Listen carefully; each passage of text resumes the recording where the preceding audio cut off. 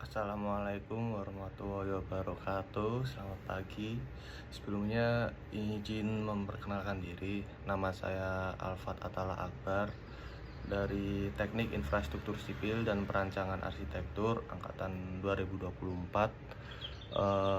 dengan NIM 4003 0524 650184 dari konsentrasi bangunan gedung 2. Jadi pada kesempatan kali ini saya akan menjelaskan tentang pengertian skala dan juga beberapa contohnya yang meliputi berupa konsep dasar skala, lalu contoh perhitungannya, dan studi kasus serta analisis singkat, di mana video ini saya buat untuk melengkapi tugas mata kuliah ilmu ukur tanah 1. Baik, jadi yang akan kita bahas pertama adalah pengertian tentang skala itu sendiri. Jadi skala pada gambar teknik itu merupakan rasio perbandingan absolut antara dimensi pada gambar teknik tersebut dengan dimensi pada denah sesungguhnya. Jadi ini adalah sebuah perbandingan gitu teman-teman, antara gambar yang akan kita gambar di gambar teknik tersebut dengan bangunan aslinya gitu. Nah, lalu untuk menentukan skala itu ada beberapa contoh jenisnya ya. Terutama itu kita terdapat 3 contoh jenis, yaitu skala pengecilan, skala pembesaran, lalu yang terakhir adalah skala numerik. Lalu aku bakal ngejelasin di mana pertama-tama mulai dari skala pengecilan dulu. Jadi skala pengecilan itu adalah digunakan buat untuk objek yang besar. Contohnya yaitu gedung, peta. Lalu untuk contoh skalanya yaitu 1:100. Lalu yang kedua kita ada skala pembesaran, di mana biasanya digunakan untuk objek yang mikro atau kecil seperti komponen mesin, detail sambungan, dan untuk contoh skalanya itu biasanya pakai yang 10:1, 5:1. Lalu yang terakhir itu ada skala numerik atau 1:n ya di tepatnya, dimana ini merupakan format universal teman-teman. Angka 1 ini mewakili unit di kertas, lalu n-nya itu mewakili pengali di lapangan dengan satuan yang sama. Nah, selanjutnya ini aku bakal ngasih contohnya berupa contoh penghitungan skala ya. Dimana di sini aku bakal ngasih 4 contoh, yaitu apa aja sih? Yaitu berupa menghitung ukuran sebenarnya dari kertas gambar teknik ini ke lapangan, terus menghitung ukuran gambar yaitu dari lapangan ke kertas atau gambar teknik, lalu menentukan skala yang ketiga. Lalu yang terakhir, yang keempat, itu ada menyesuaikan menyesuaikan dari kertas itu gitu. Oke, buat contoh yang pertama, yaitu aku punya studi kasus berupa gambar sebuah dinding pada denah.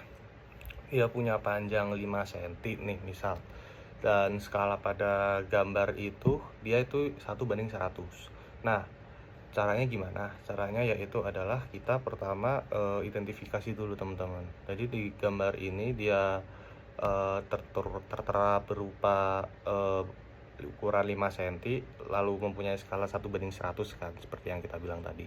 Lalu di langkah kedua yaitu adalah kita aplikasikan ke dalam rumus. Jadi rumusnya yaitu ukuran sebenarnya sama dengan ukuran gambar dikali faktor skala. Jadi untuk mencari ukuran sebenarnya itu, yang pertama harus kita lakukan adalah mengalihkan ukuran pada gambar, lalu kita kalikan dengan skalanya, yaitu yang dimana kita tahu bahwa kita sudah ketahui bahwa ukuran pada gambarnya yaitu adalah 5 cm. Kita bakal kalikan dengan skalanya yaitu 100. Jadi yang hasil yang kita dapatkan adalah 5 cm, kita kalikan 100, hasilnya adalah 500 cm, yang berupa kita ubah pada dalam bentuk meter karena yang kita cari adalah eh, ukuran pada gambar sebenarnya, yaitu menjadi 500 cm menjadi 5 meter itu. Nah, selanjutnya nih teman-teman, aku ada studi kasus yang kedua, yaitu kita akan mengkonversikan ukuran pada denah ini, ukuran sebenarnya ke dalam ukuran pada gambar teknik atau gambar pada denah. Yaitu yang pertama, aku ada studi kasus berupa ada sebuah jalan yang eh, berukuran 20 meter pada jarak sebenarnya, lalu akan dibuat gambar dengan skala 1:200.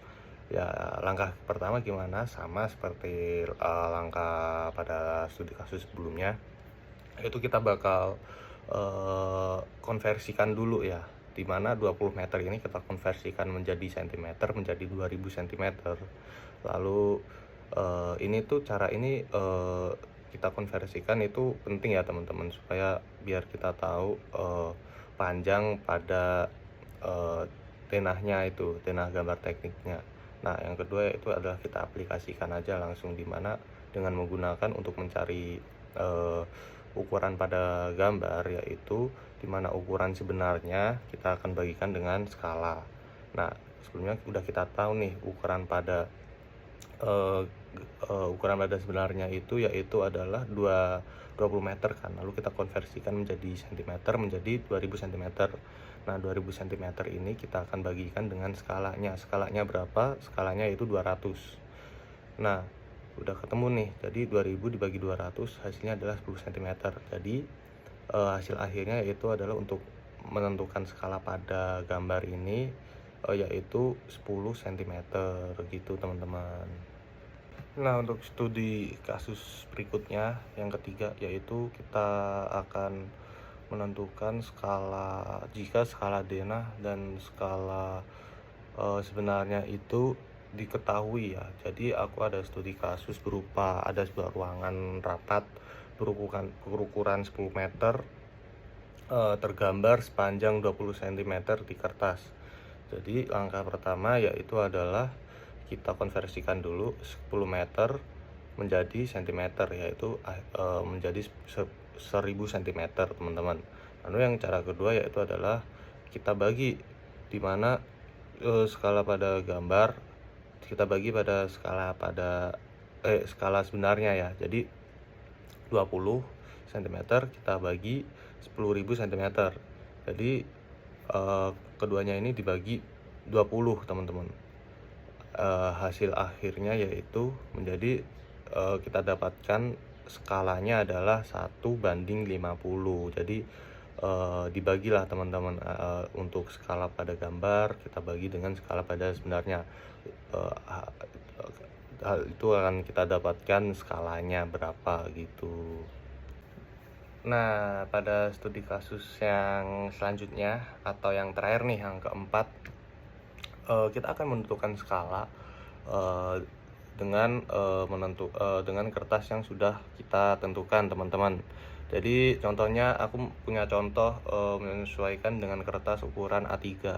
Nah, untuk contoh studi kasusnya yaitu dimana ada tapak berukuran 30 kali 40 meter akan digambar kertas A3 yang berukurannya 29,7 cm dikali 42 cm. Nah, dengan margin area itu yaitu 25 cm dikali 35 cm. Jadi langkah pertama yang kita lakuin itu kita hitung sumbu X ya kan, yaitu dengan lebar gambar kita dimana 30 meter kita jadikan cm menjadi 3000 cm, lalu kita bagi dengan lebar kertasnya yaitu 25 cm, lalu kita dapatkan yaitu skala 1:120. Lalu untuk langkah yang kedua kita hitung sumbu Y nya. Jadi panjangnya yaitu 40 meter kita konversikan menjadi cm menjadi 4000 cm, lalu kita bagi dengan panjang kertasnya yaitu 35 cm. Alhasil kita dapatkan skala 1:114. Nah, lalu langkah yang ketiga itu kan ada dua skala. Lalu kita pilih pengambilan keputusan, teman-teman. Pilih skala yang paling gede, jadi yang paling besar. Biar apa? Biar gambarnya muat dan dibulatkan dengan ke skala yang standar. Nah, di situ kita akan pilih di mana skalanya ada dua, yaitu antara skala 1:150 atau skala 1:200. Nah, gitu teman-teman caranya. Nah, untuk selanjutnya nih teman-teman, aku bakal ngasih tahu sebuah contoh studi kasus dari sebuah konstruksi ya. Dimana di sini aku akan ambil contoh pada konstruksi gedung, denah gedung. Dan di sini aku bakal jelasin tentang kenapa sih kita pilih skala itu pada gedung, pada denah konstruksi gedung itu. Nah, teman-teman, di sini aku ada salah satu contoh, yaitu studi kasus berupa sebuah denah konstruksi gedung di mana konstruksi gedung di mana skala yang dipilih yaitu ada dua, yaitu skala 1:100 dan skala 1:50. Kenapa sih? Karena merupakan kenapa pilih skala 1:100 dan skala 1:50? Karena dua skala itu merupakan umumnya skala yang digunakan pada konstruksi gedung, teman-teman. Jadi kenapa sih skala itu dipilih? Karena skala 1:100 itu memungkinkan buat seluruh lantai gedung itu terlihat dan dalam satu kertas standar ya. Lalu memberikan konteks sirkulasi ruang yang utuh tanpa kehilangan informasi tentang detail-detail mayor berupa dinding, pintu, dan jendela. Jadi semuanya ini terlihat, teman-teman, detailnya. Nah, berikutnya yaitu ada yang akan kita bahas adalah dampak apa sih yang terjadi jika kita melakukan kesalahan dalam penentuan skala pada denah konstruksi ini.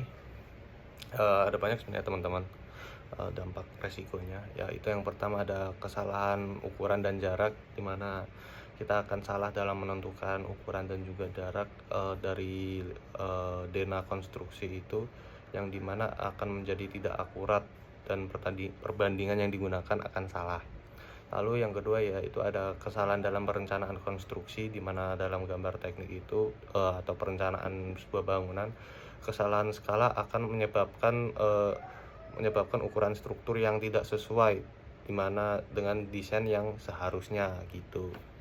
Lalu yang ketiga ada kerugian biaya dan waktu, dimana ini akan menjadi sebuah kesalahan yang fatal, teman-teman, dimana pembangunan itu perlu banget yang namanya biaya dan juga waktu ya, dimana ini akan menjadi membuat pengerjaan ulang dan perbaikan ulang, dimana yang membuat sebuah pemborosan waktu dan juga biaya, teman-teman.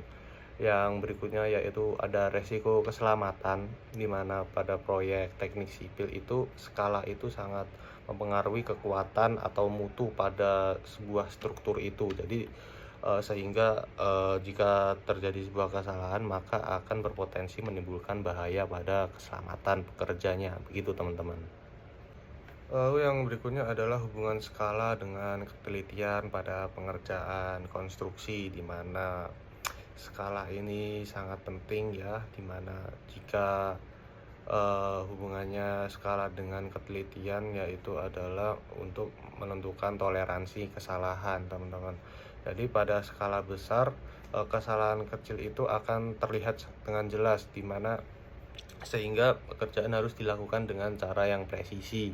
Lalu yang kemudian yaitu skala menyesuaikan jenis pekerjaan, di mana kalau skalanya itu besar maka digunakan untuk perencanaan bangunan jalan atau pekerjaan teknik sipil yang membutuhkan ketelitian yang tinggi, teman-teman. Lalu untuk skala kecil itu digunakan untuk peta wilayah yang luas yang tidak memerlukan detail yang begitu rinci atau tinggi. Lalu kesimpulannya adalah skala itu sangat mempengaruhi ketelitian pekerjaan di lapangan ya, teman-teman, dimana semakin besar skala peta atau pada gambar itu, maka semakin tinggi juga ketelitian yang diperlukan dan semakin detail pekerjaan yang dilakukan di lapangan gitu. Oke, selanjutnya kita akan menganalisis mengapa sih pemahaman skala itu sangat penting pada proyek konstruksi bangunan. Itu ada beberapa alasannya teman-teman, yaitu yang pertama untuk menentukan ukuran sebenarnya, di mana pada gambar konstruksi itu dibuat lebih kecil kan dari ukuran aslinya. Dengan memahami dengan skala, pekerja dapat mengetahui ukuran nyata dari panjang, lebar, dan tinggi suatu bangunan tersebut.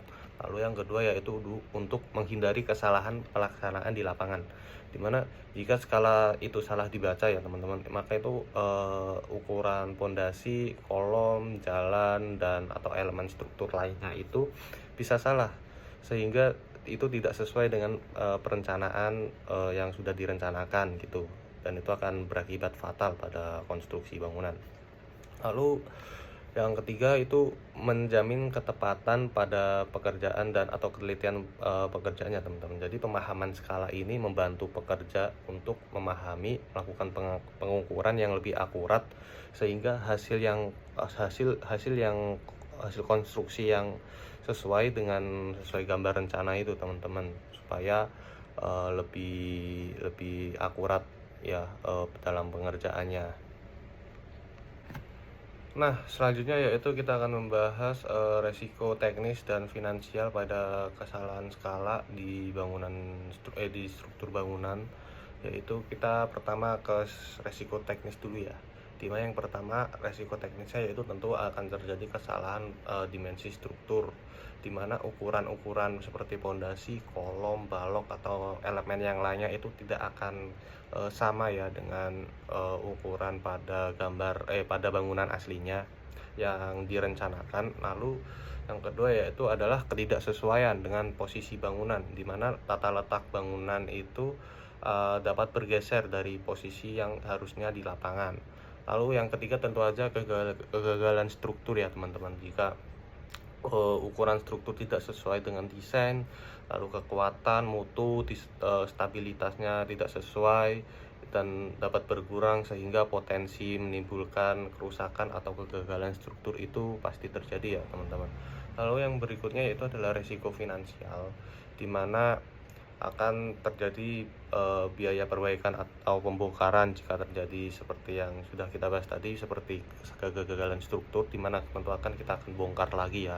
Lalu ini akan menimbulkan biaya perbaikan atau pembongkaran, di mana pekerjaan yang salah itu harus diperbaiki dan dibongkar, yang tentunya akan memerlukan biaya tambahan.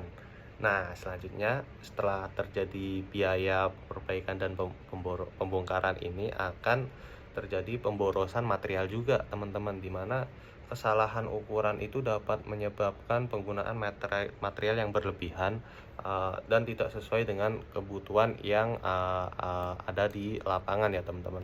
Lalu yang selanjutnya yaitu ada keterlambatan proyek, di mana perbaikan kesalahan ini akan menambah waktu juga pengerjaan, sehingga jadwal proyek ini akan molor atau mundur. Lalu yang terakhir yaitu tentu saja setelah semuanya ini terjadi, yang tentu kan ada pihak yang dirugikan, yaitu kontraktor atau juga pemilik proyek, di mana kontraktor atau pemilik proyek ini tentu akan rugi teman-teman dari kesalahan semua ini. Akan menimbulkan denda pada proyek dan juga kerugian finansial tentunya. Baik, jadi mungkin itu aja teman-teman yang perlu saya sampaikan tentang apa itu skala dan pengertiannya, serta sampai ke analisis. Mungkin sekian, dan jika ada kesalahan kata atau kesalahan omong saya meminta maaf yang sebesar-besarnya. Mungkin sekian saya cukupkan. Wassalamualaikum warahmatullahi wabarakatuh.